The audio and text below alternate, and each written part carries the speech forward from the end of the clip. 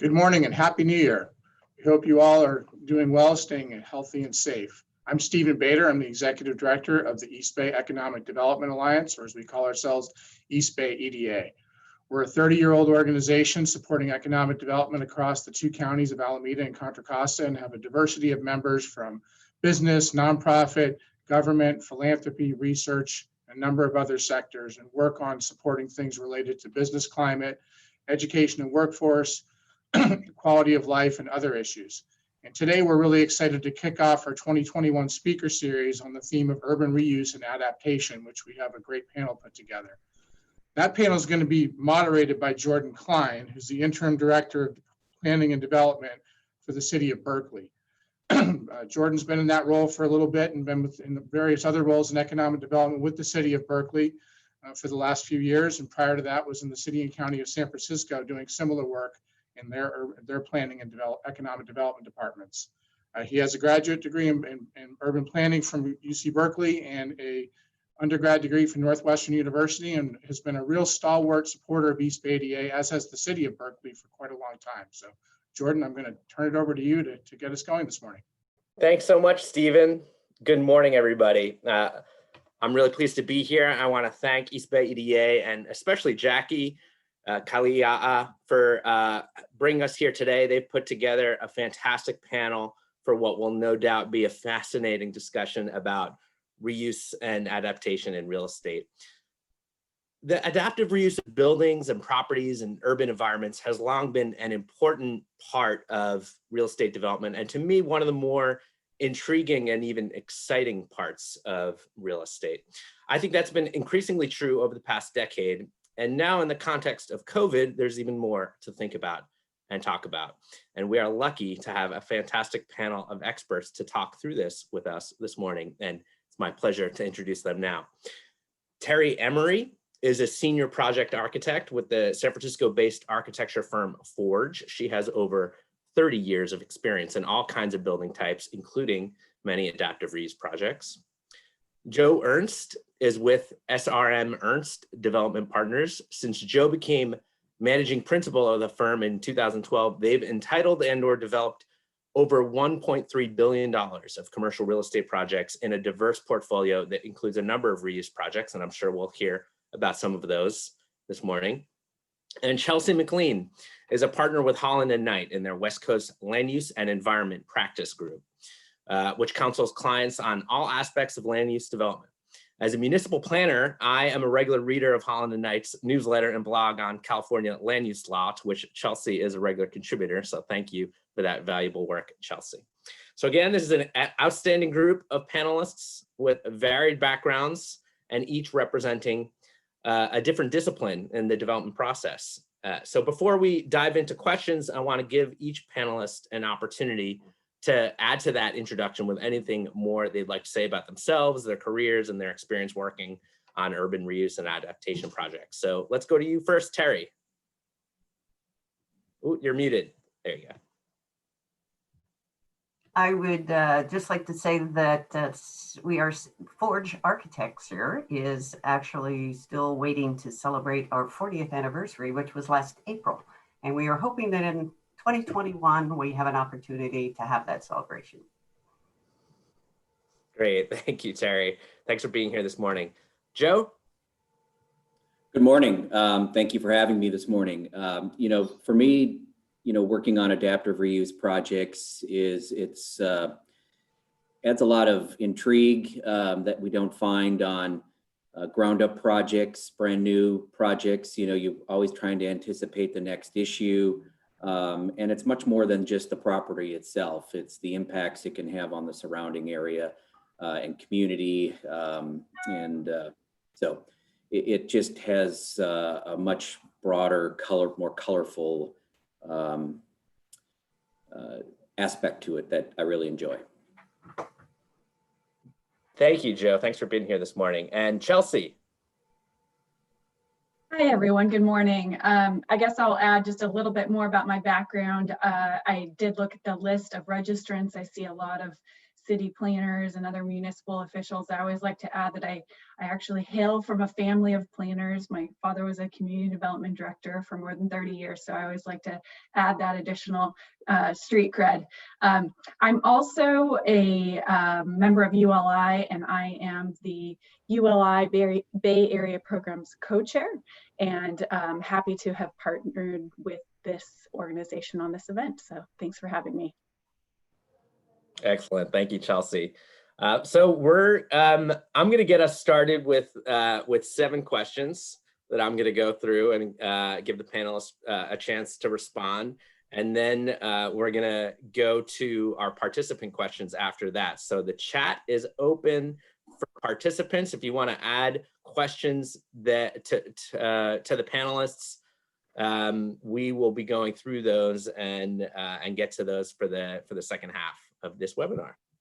All right, so now let's jump in with the first question. I'm going to start it pretty broadly. What does urban reuse and adaptation mean to you?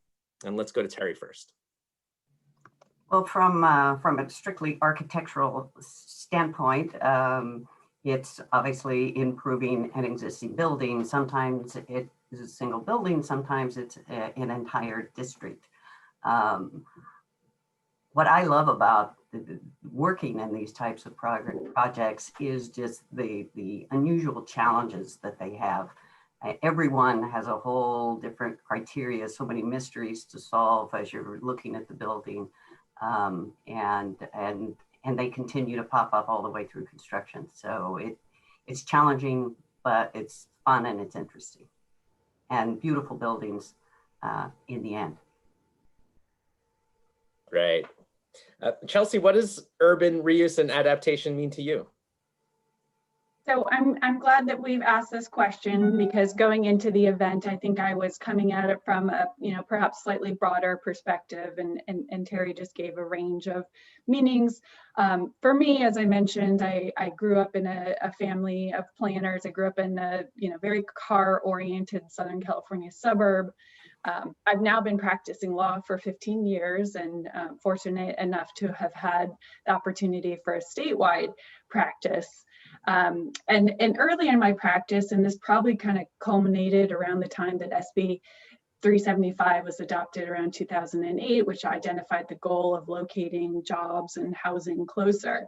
I knew that the projects I wanted to work on were the ones in the transit-oriented urban infill areas. So when I think about reuse projects, I think about underutilized sites that are ready for a new vision. And I think the best projects are the ones that are providing opportunities to work, live, and play. And to provide just a little bit more background, some of the major projects I've worked on and achieved approvals on in the last year or so, and I'll talk about this one a bit more later, the public market project in Emeryville, which redeveloped surface parking with mixed uses, the Concar Passages project in San Mateo. So all of this to say, I come to this with now a Bay Area perspective. That project, we achieved entitlements on what has been a struggling retail center, and achieved entitlements for a new approximately 1,000 unit residential project. The South Main project in Redwood City, redeveloping a blighted housing and commercial area, mostly car dealerships, with a new office and residential project.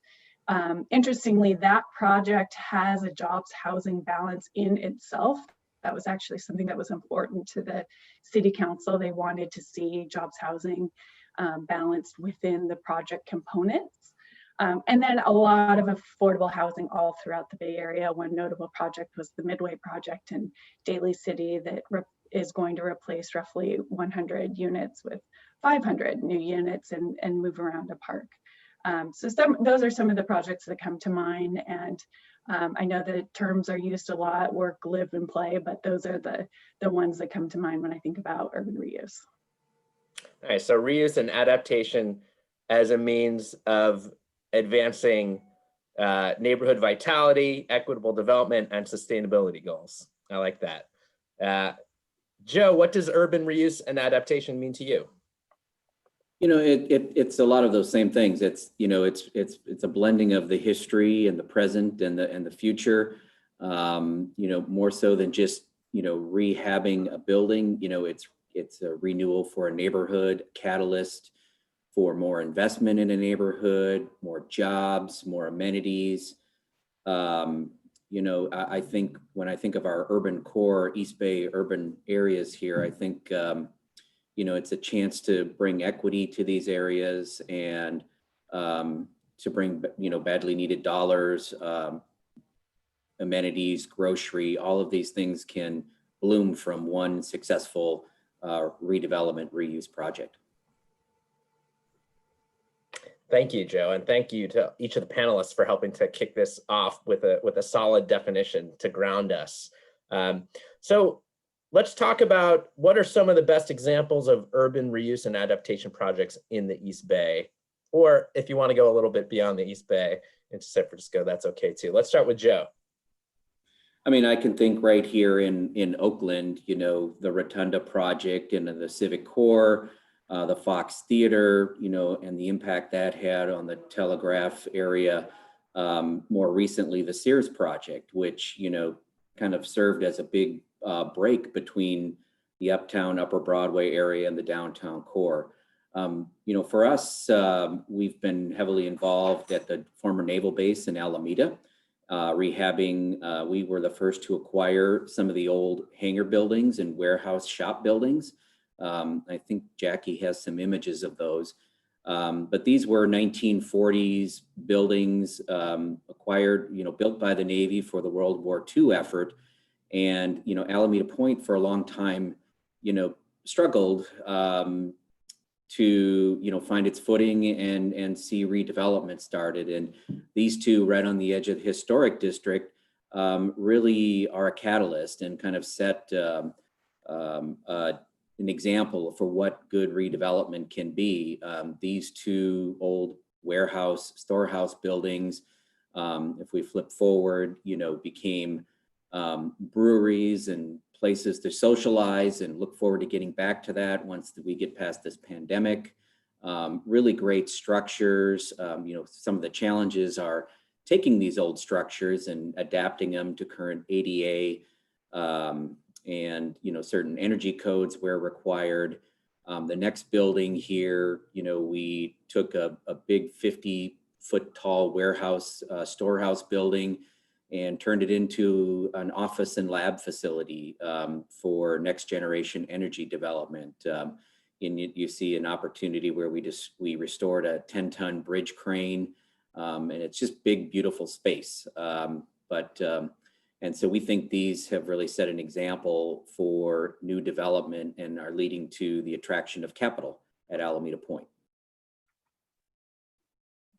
Thank you, Joe. And I think those Alameda examples in particular, but also the uptown examples you mentioned, are such great examples of how successful reuse projects can really create such a new center of gravity and create a regional destinations in areas that have been struggling. Chelsea, let's go to you. What do you think are some of the best examples of urban reuse and adaptation projects in the East Bay? So all of my beloved projects, but focusing on the East Bay, the public market project, which has been a labor of love. And we like to joke, we measure our time on the project by the number of children that have been born while working on the project. I've had 2, but I often refer to this project as my 3rd child, my 3rd baby. I am sorry that I don't have images, but I hope that many of you are familiar with the project. The public market food hall and retail center was surrounded by a sea of surface parking. The city approved a preliminary development plan and an EIR for a 15-acre site in 2008. And the redevelopment focused on realigning Shellmound Street. So Shellmound Street has now been realigned to now wrap in front of the food hall and retail center, and then to build density on what had previously been Shellmound Street. So the original entitlements allow for 674 residential units, 180,000 square feet of retail, and 120,000 square feet of office.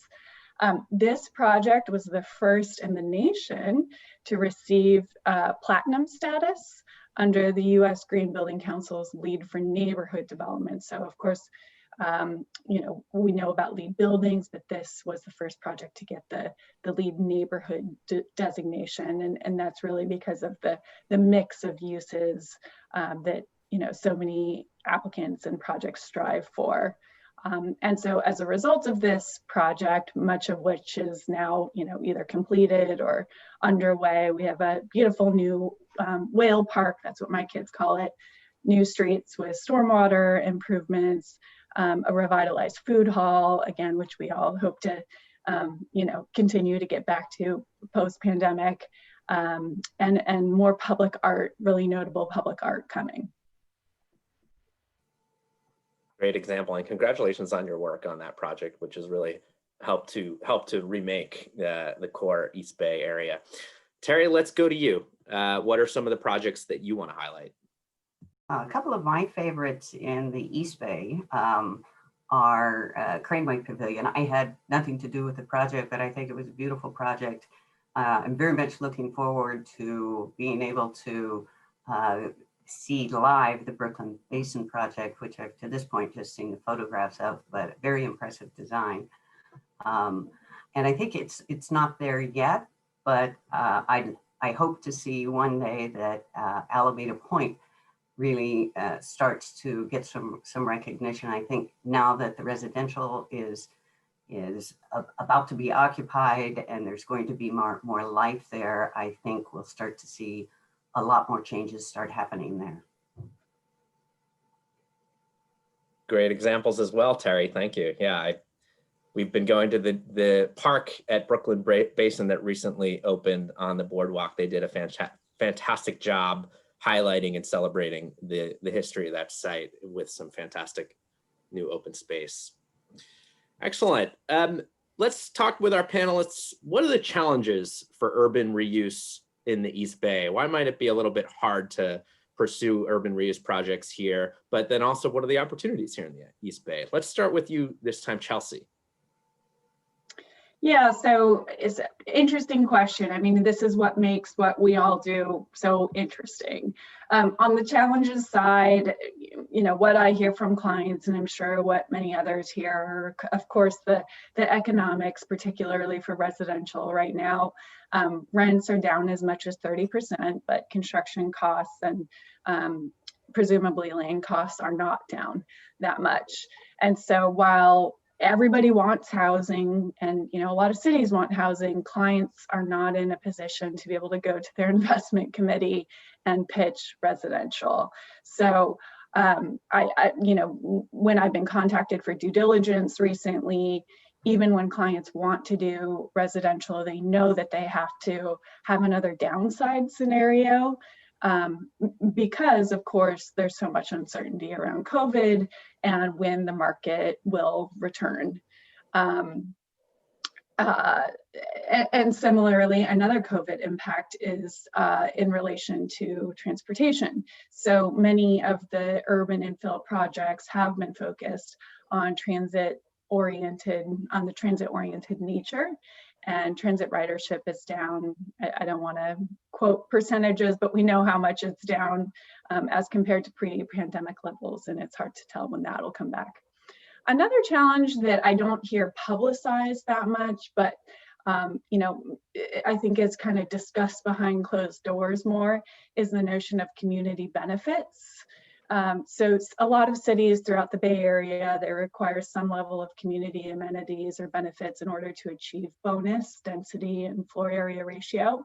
And some city codes attempt to make this very formulaic. There's a city I'm working in where there's actually a formula for calculating value at bonus density, finding the difference from base density, and then you have to provide 50% of that in community amenities.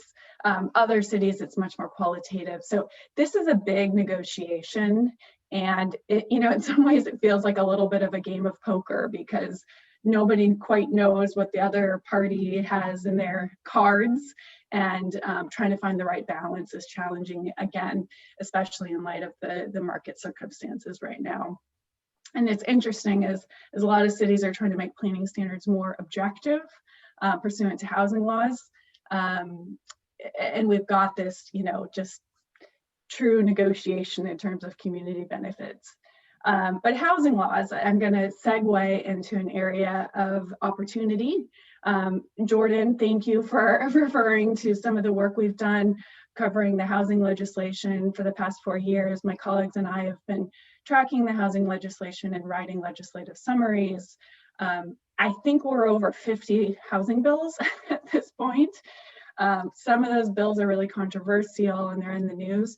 Others are just silent sleepers and allow for much faster processing. One project I worked on in the East Bay is one of my favorite examples. It's a supportive housing project. They wanted to build about 125 units and they were moving through the EIR process. They had a separate project under SB 35 in their back pocket that would only allow about 25 units. But when AB 1763 was adopted, which allows an 80% density bonus, we were able to take the 25 unit project up to the 125 unit project and have ministerial processing without any CEQA. So there are some miracles out there. And the housing laws can be very effective, especially for affordable housing, for nonprofit or even for-profit affordable housing developers. I just saw in the news, and I'm sorry I'm taking a long time, but this is an area I get excited about. Newsom announced as part of his budget proposal, he wants to add a new housing accountability unit to HCD to enforce the housing laws, and he's proposing $4.3 million in funding to fund that housing accountability unit. So everybody got a little bit discouraged. Last year was not a good year for housing legislation, but Newsom's announcement, I think, gives us some more hope. Thank you, Chelsea. Yeah, a lot of those issues that you raised resonate with me and my experience working with Berkeley as it relates to the negotiations and wanted to maximize value capture to promote equitable development and the impacts of state housing law. And it's interesting to hear about how those all relate to reuse and adaptation. Jill, let's go to you. What are the challenges and opportunities related to reuse and adaptation in the East Bay? Well, it's an economic one. It's when we think about putting these projects together, it's cost versus rents, cost versus revenue. We think of redevelopment, reuse that's taken place in San Francisco or on the peninsula. Aside from those locations generally having higher land prices or higher property prices, the cost of labor in the East Bay versus the peninsula is relatively the same. The cost of materials, impact fees, but the rents in the East Bay are substantially less, as much as half to 2/3 of what the rent you can get on the peninsula in San Francisco. So it makes it much more difficult to make the projects pencil. We're dealing with very similar codes, whether they're ADA, life safety, Title 24. But again, the revenue dollars to pay for these improvements are substantially less. So, and that can make it much more difficult to capitalize a project as well. And so those are some of the bigger challenges with rehab in the East Bay.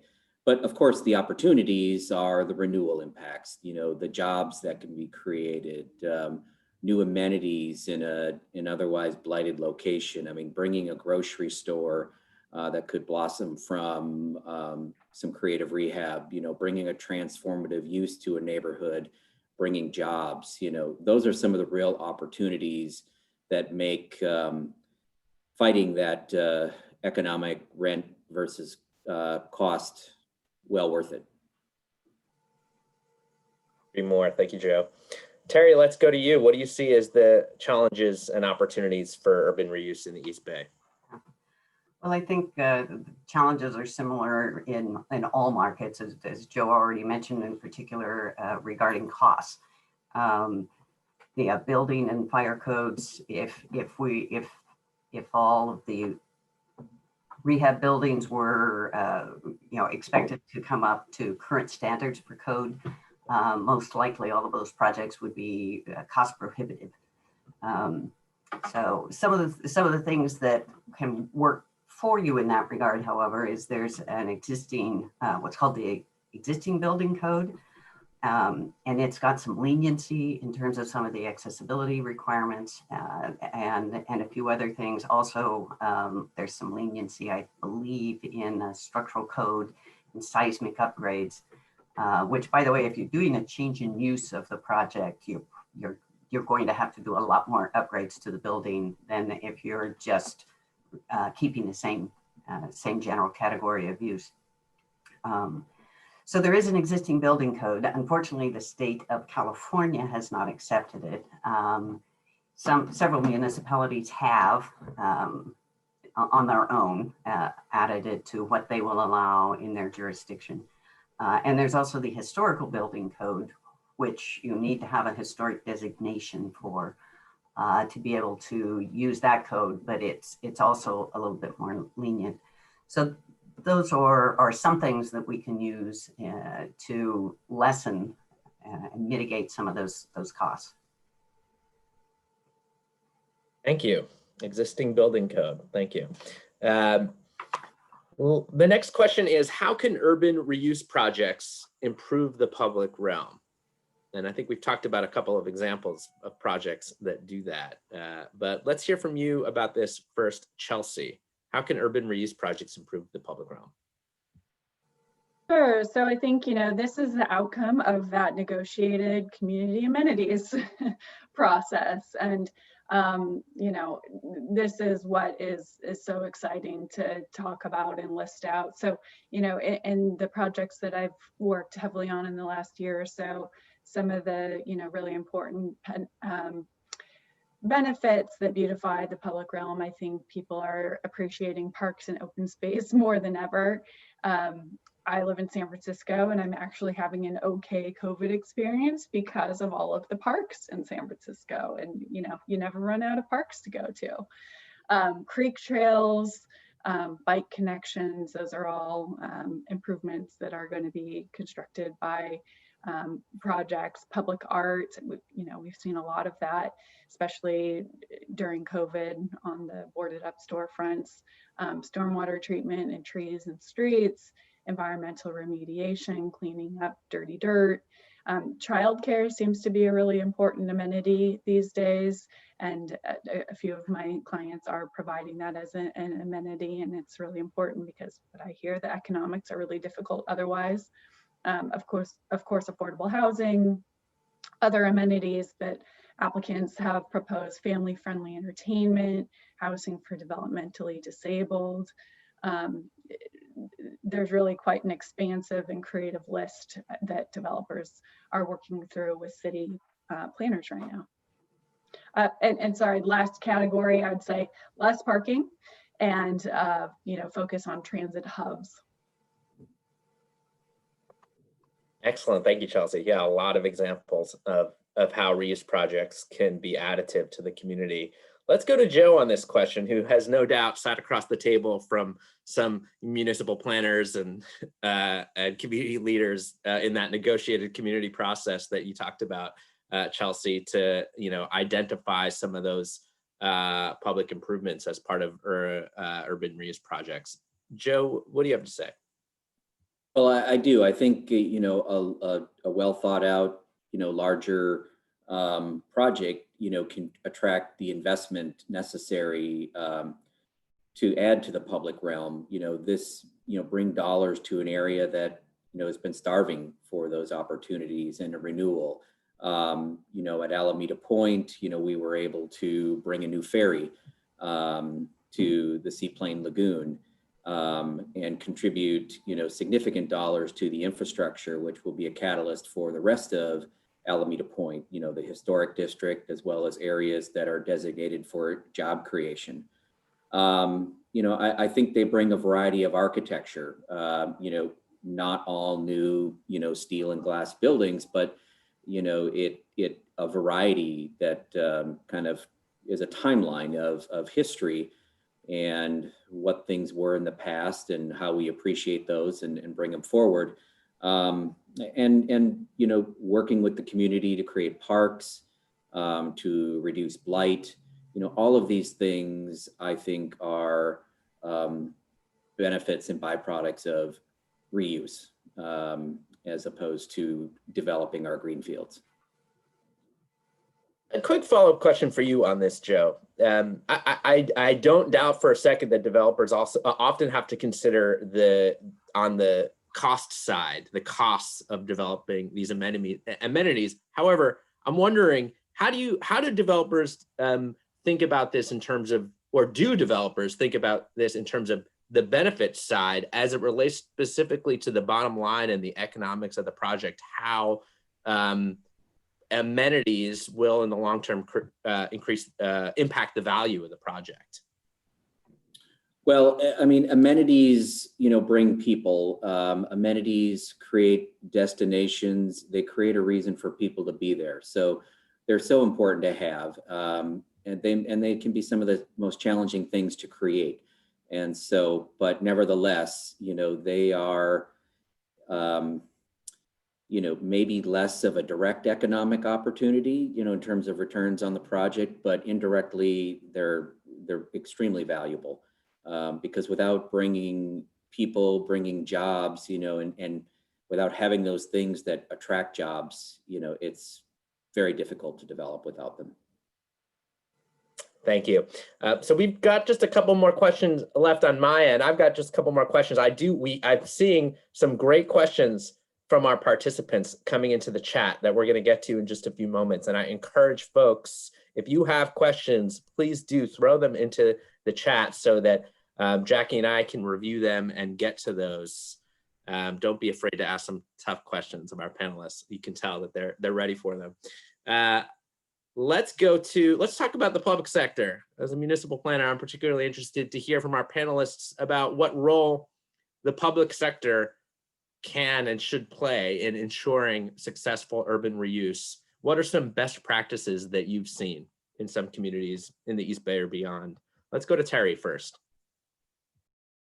Well, I touched on some of them in my last question, and I mean, I think it's very important that that the bureaucracies of the jurisdiction, if you will, recognize the fact that making an old building functional again is tricky and can be expensive, and having actually adopting some of those codes that maybe the state has not yet as a blanket approval for the state, that certainly helps things a lot.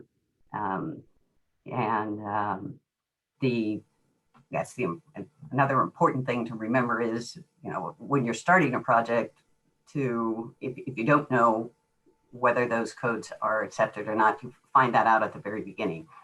I think a good example of a jurisdiction making that easier for development was the city of Alameda at Alameda Point, where none of those buildings are classified as historic buildings in and of themselves, but the entire area is, or there's an area of the point that is classified a historic district.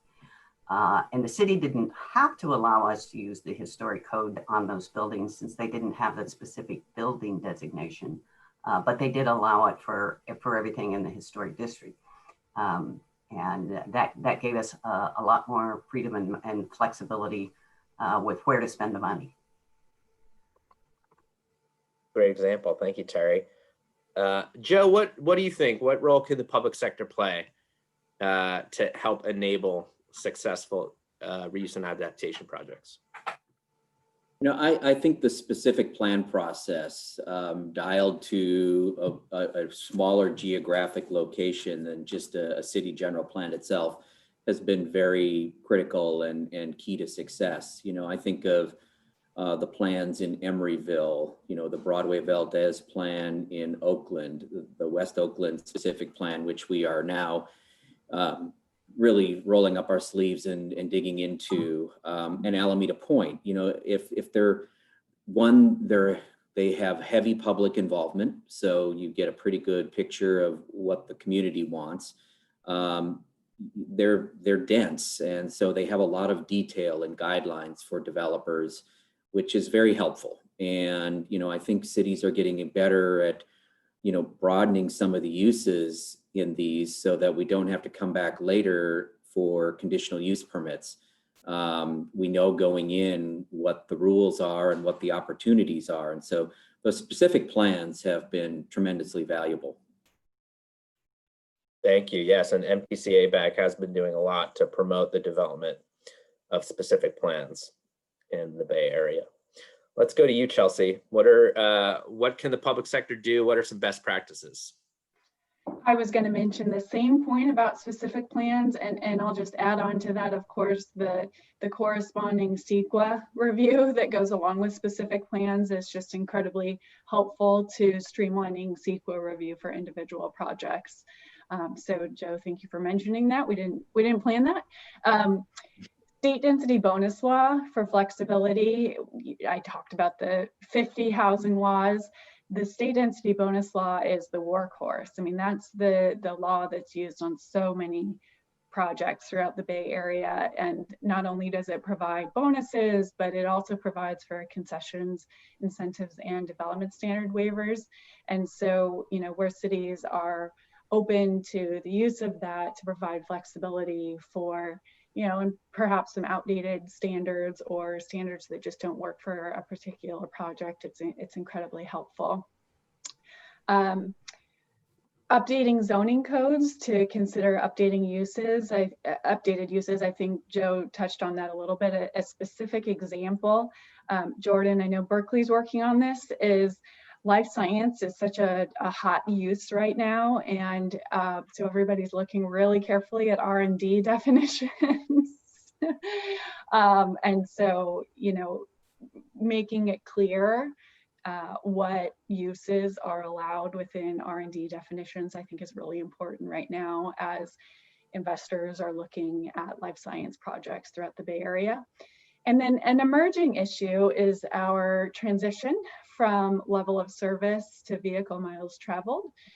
So cities are now using VMT for CEQA purposes, but there still remain many questions about how level of service will be analyzed and or we're not saying mitigated, we're saying, improved. The terminology is all even up in the air right now. And so most cities are still evaluating level of service, but they're now, from what I've seen, starting to weigh the value of street road improvements against other trade-offs like impacts to bike and pedestrians. So at this point, all I can ask for is, open communication and clarity. Everybody's working through this right now. But, where we're able to get through that with some level of clarity and certainty, that's really helpful. Thank you, Chelsea. And yeah, thanks to each of the panelists for the answers on that. I will say your answers all resonated with me. These are all things that City of Berkeley is struggling with, really, or working on, updates to R&D, adopting new specific plans, interpreting state density bonus law. I'm just starting to learn about AB 2345 and how that, really that changes the picture once again. And so certainly a lot for municipal planning organizations to think about and to stay on top of, but I appreciate that. Let's talk about COVID now. I know we've all been talking, that picture of Almanac Brewing really tugged at the heartstrings. Got us all thinking about a better day. But let's talk about how has the COVID-19 pandemic impacted future design considerations and the potential for reuse. Let's go to Chelsea first. Sure. So, living in San Francisco, I'm just thinking of all the parklets and public art that has emerged and outdoor dining. I mean, all of that I think is a trend that many hope to stay. Not everybody agrees, but it certainly seems to have shifted the needle. I do see, and I don't mean to jump ahead, but I do see a question about teleworking in the chat. And, that's a really important question. I was just watching a webinar where MTC representative was talking about the update of the Plan Bay area and a potential requirement, again, under consideration, as I understand it, that employers in the future will be required to have some percentage of employees telework. So this is a really important shift. I know my brother-in-law and sister in Petaluma will be thrilled to hear about these sorts of things, but teleworking, I think, is of course an important change. Questions about offices and what the net result will be. I've seen, for example, a report from CBRE that said even though demand for office will be reduced, people will want more space within office, per capita, so to speak. And so the net result will be neutral in terms of office development, which, may be a rosier perspective than others may have. And then, of course, the pressure on retail.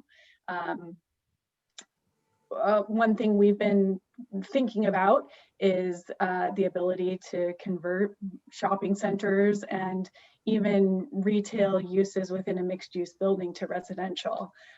There's legislation on that front. I think it was AB 1383 that was going to provide for some ministerial processing for rezoning retail areas to residential. That did not pass last year. There's maybe more efforts for that this year. And then an interesting, perhaps, use of the ADU law that allows for ADUs even in multifamily buildings. And there's some questions about whether that could be used for vacant retail spaces.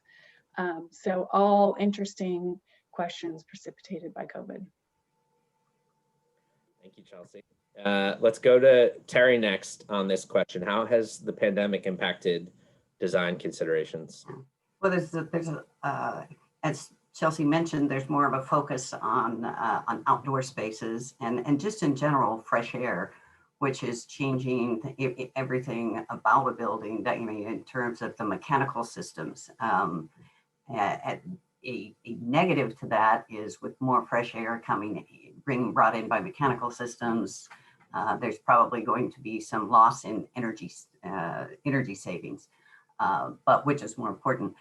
I think that even once we get back to work, there'll be less cars on the road, and I've heard some people speculating about, well, with all these cars off the road, what do we do with these big surface level parking lots that are just black asphalt now? And ideas such as we'll cover them with solar panels, or what if you raise the solar panels up off of the parking surface so that you have usable surface down below for outdoor activities, whether it be dining or other activities. How do we repurpose structured parking, for instance, too? Can a parking garage be turned into residential? Depending on the footprint, I suppose it could. I don't think we're going to have the answers to any of that, but there's certainly a lot of questions, interesting questions being posed, and interesting solutions. So we'll see as time goes on. Absolutely, that's fair. And I think one of the things I've observed that relates to your remarks, Terri, and also Chelsea, is that this pandemic seems to have accelerated some existing trends around more creative use of public realm for commercial purposes and civic purposes, and moving away from parking and single occupancy vehicle riding. It seems like the pandemic has just kind of accelerated that, which some might call a silver lining in some of those issues. Let's go to Joe to talk about how the pandemic has impacted design and development outlook as it relates to reuse or in general. Joe, what do you think? I think Chelsea and Terry hit on it a little, and it's this notion of spreading out and less densification. You know, we saw some of this even before the pandemic, where, you know, bench seating arrangements and, you know, how many butts and seats could we get per square foot was starting to move back the other way, that, you know, the impact on productivity, you know, the densification went too far. But I also think our spaces are going to need to be more flexible to handle a variety of uses, and even our seating arrangements more flexible.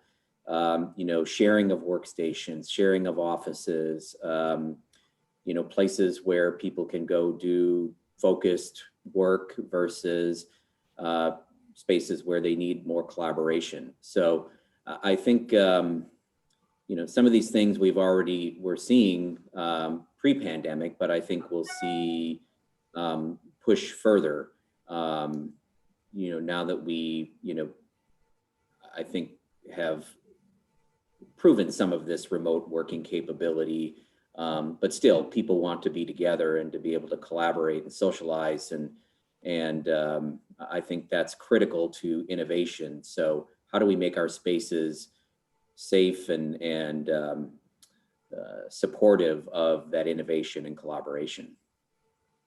Will be a big part of design going forward. Thank you, Joe.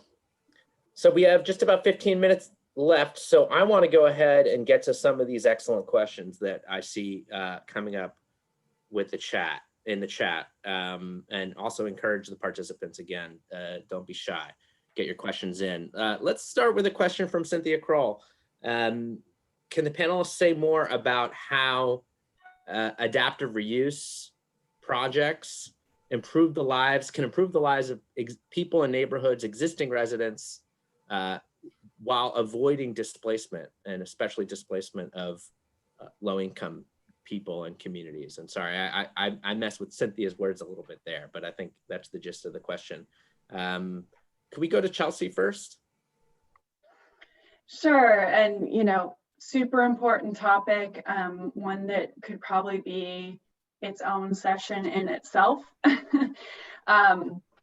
And so I guess I'll start by saying, thinking about some of the projects that I've worked on and these housing laws, there's of course a good amount of sensitivity to displacing residential units right now. Many of the housing laws actually cannot be used if there's even a single residential tenant.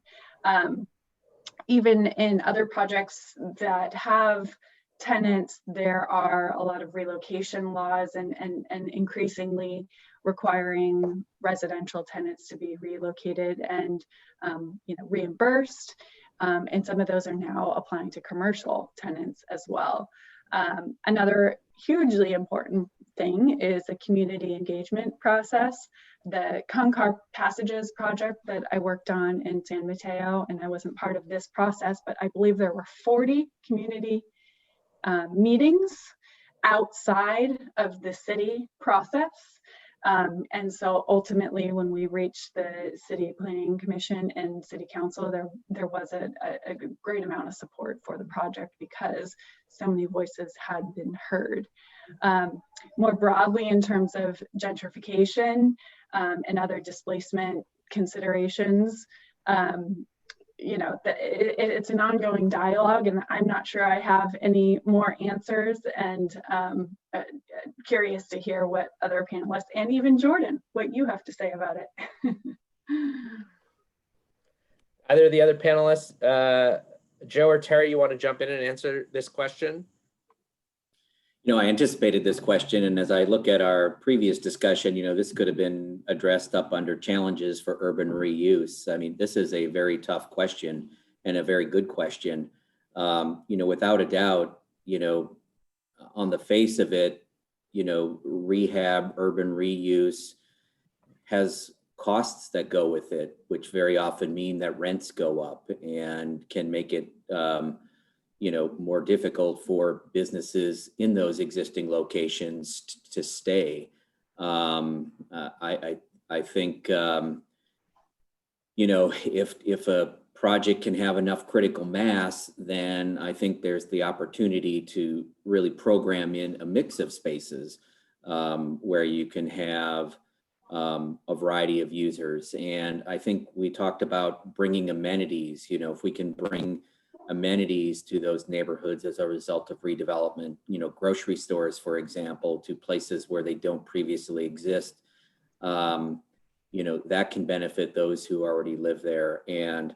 But it's a difficult question, undoubtedly, because you know, the demands of capital, the costs of projects ultimately are going to make the cost of living or the cost of renting in those locations higher. And so a lot of thought needs to go into diversification of the project, and the uses, I think, are critical. You know, what type of transformative uses, bringing schools, bringing you know, incubators, accelerators that could you know, see the neighborhood as a source of labor and things of those, like those opportunities. Tough question. Terri, anything to add? I do not. I'll just add, I think Chelsea and Joe made some good points. I think that a really important component here is tenant protection and low municipal controls against no cause evictions and other protections and support programs. Having support programs in place for tenants, often that are provided by nonprofit partners. I think that's absolutely an essential part of ensuring neighborhood development that is equitable and supportive of low-income people. You know, we've talked already about value capture and inclusionary housing requirements. You know, making sure that deed restricted units are a part of these development projects, or that the projects are contributing in lieu fees that could go to support 100% affordable development projects that are in the same community, that are in that neighborhood, so that, you know, at the very least the neighborhood will continue to have some socioeconomic diversity. I think that is essential. Let's go back to that question about teleworking. Let me pull up. We had a question from Mia Kitahara. Obviously a lot of people are working from home. I'm not sure if you could all hear the child care situation that's going on in the next room from where I'm sitting. What happens if this sticks beyond the pandemic? How will that affect development outlook? And have you seen examples of where offices have been converted to residential or live work? And do you see that as something that you know, might be a trend in the Bay Area? Terri, do you want to try to tackle that one first? Where offices can be converted to live work? I actually, at the beginning of the pandemic, I was part of conversations where there was discussion about, this was specifically San Francisco issues, where a lot of the multifamily residential projects have required retail space on the first floor, which they can't lease. So they have the apartments or condos up above, but they have no services down below. And one thought was to change those retail spaces to allow office in those, so that the people who lived there and didn't have space to have their separate work areas, et cetera, in their units, could have a place to get away and be more productive for their teleworking without having to go far from home. So retail to office as a lower bar to get over, with fewer hurdles. That makes sense. But not office in the traditional sense, more like co-working space. Right. Yeah. Right. Absolutely. Yes. I think I've seen that happening in Berkeley and Oakland. Joe, let's go to you on this question. Teleworking trend, if it continues, what trends do you think we might see? Do you think we can see commercial space conversions to residential, or what other trends might you see out there?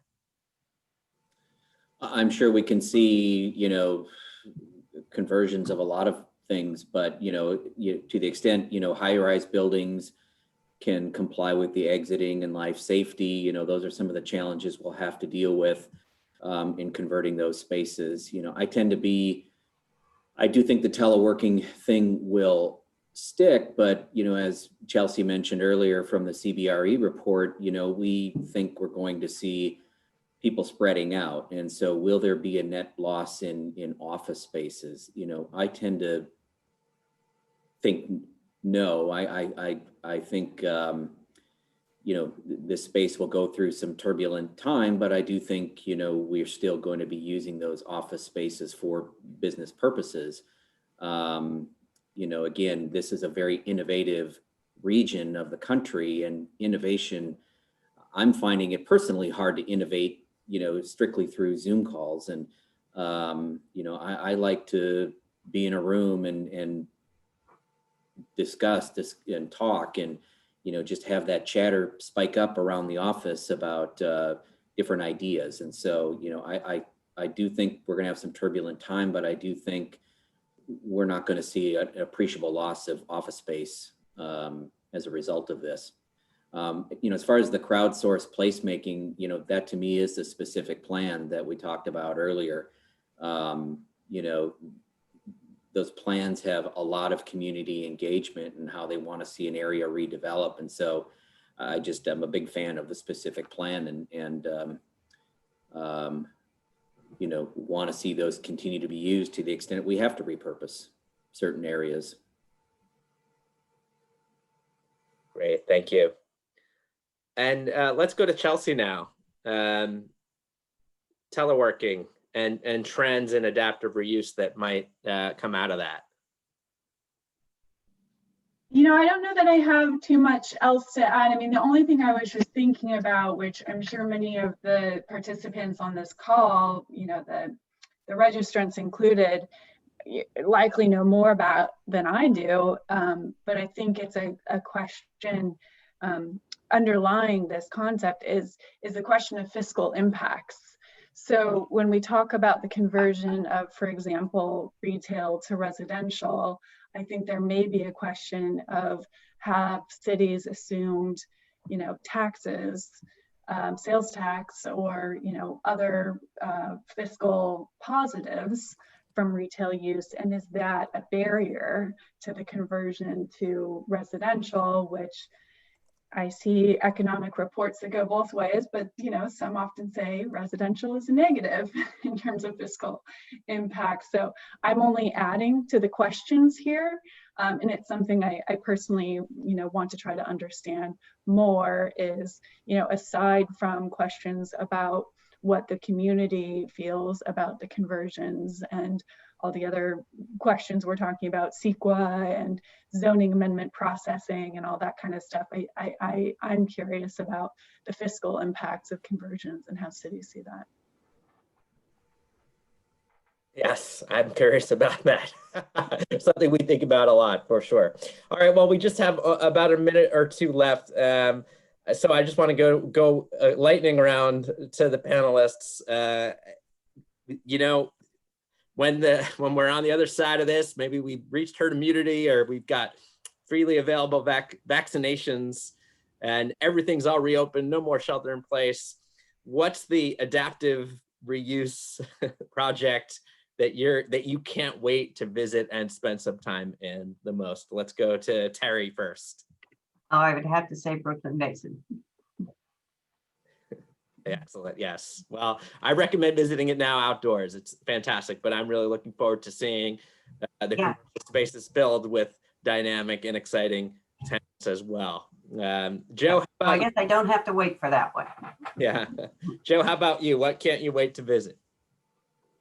Well, it's actually a project that's, on our radar screen that's in our, we're pulling together now as we speak, and it's, a focus on West Oakland. And I just look forward to digging more in there and getting to know the community and getting to know the specific plan more and all of the key players and trying to build on, all of the great things that are happening there already.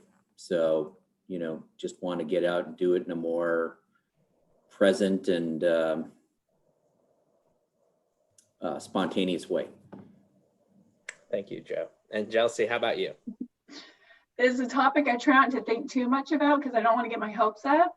And I love you, Bay Area, but I want to go visit someplace else. I hear that. ULI, who again, I'm a co-chair for the programs committee, we're actually organizing an event with planners in Amsterdam as a way to at least talk to people somewhere else. So my short answer is I want to go somewhere else. Fair point.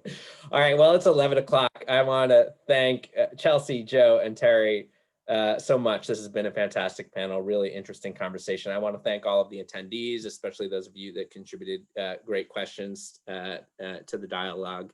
And stay safe, stay healthy, everybody. Take care. Thanks again to East Bay EDA, Stephen and Jackie for putting this together. Thank you, Jordan, for a fantastic job moderating. Thanks to all of our panelists. Our next event's going to be on January 27th on biomedical manufacturing and public health. So we hope to see many of you there. Take care, everybody. Bye. Thank you. Thank you.